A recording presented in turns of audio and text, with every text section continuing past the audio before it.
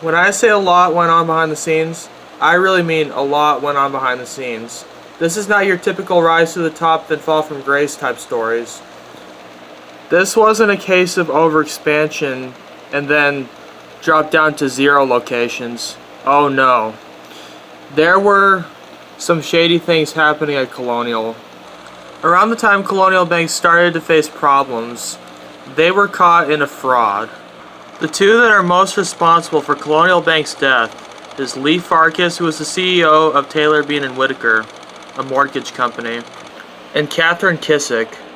You see, Colonial Bank bought over $1 billion in mortgages from Taylor, Bean & Whitaker. And what Colonial Bank bought were completely worthless to the bank. Kissick even admitted that she knew she and her co-conspirators had caused Colonial Bank to pay Taylor, Bean & Whitaker for assets that were completely worthless. So here we have Colonial Bank completely wasting their money on assets that in the long run won't help them. And as a result, some false information was entered onto Colonial's bank books and records, giving the impression that Colonial Bank owned legitimate pools and mortgage loans when in fact the pools had no value and could not be securitized or sold. This is some really bad stuff. Colonial Bank Group's materially false financial data included overstated assets for mortgage loans that had little to no value. So right now we have a pretty clear picture of what happened to Colonial Bank.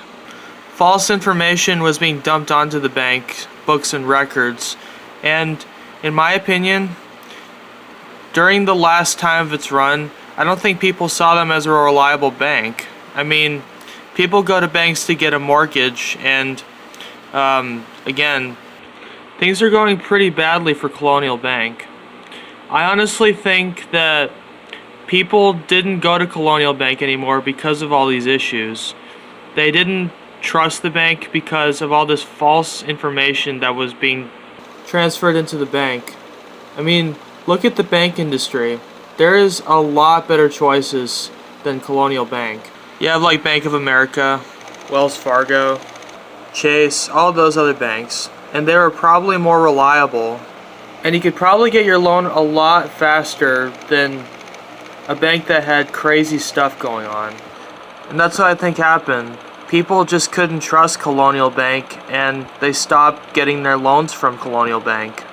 Everything at Colonial was just such a mess, and everything was just going downhill. Colonial disclosed its legal problems on August 4, 2009, stating that federal agents had executed a search warrant in mortgage warehouse lending offices in Orlando, Florida, that it had been forced to sign a cease and desist order with the Federal Reserve and regulators in relation to its accounting practices and its recognition of losses. Then on August 14, 2009, the bank failed, and its remaining 346 branches that were seized by regulators, it meant that things were about to change. $22 million of the bank's deposits were subsequently sold by the FDIC to the BB&T Corps.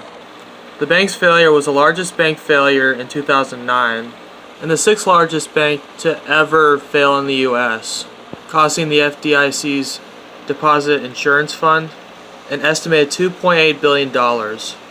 It was also the 74th bank failure of 2009. So as you can tell, Colonial Bank had a lot of issues. It wasn't that it was overexpanding.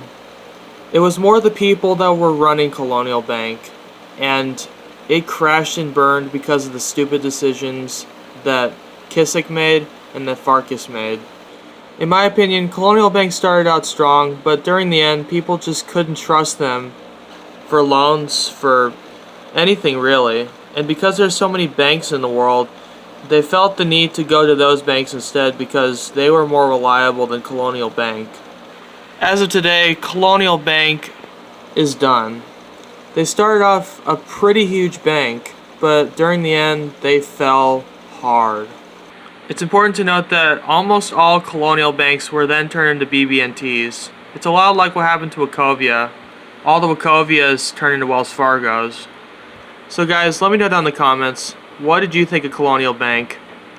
Were there some issues I didn't point out? Let me know down in the comments. I'll see you guys later.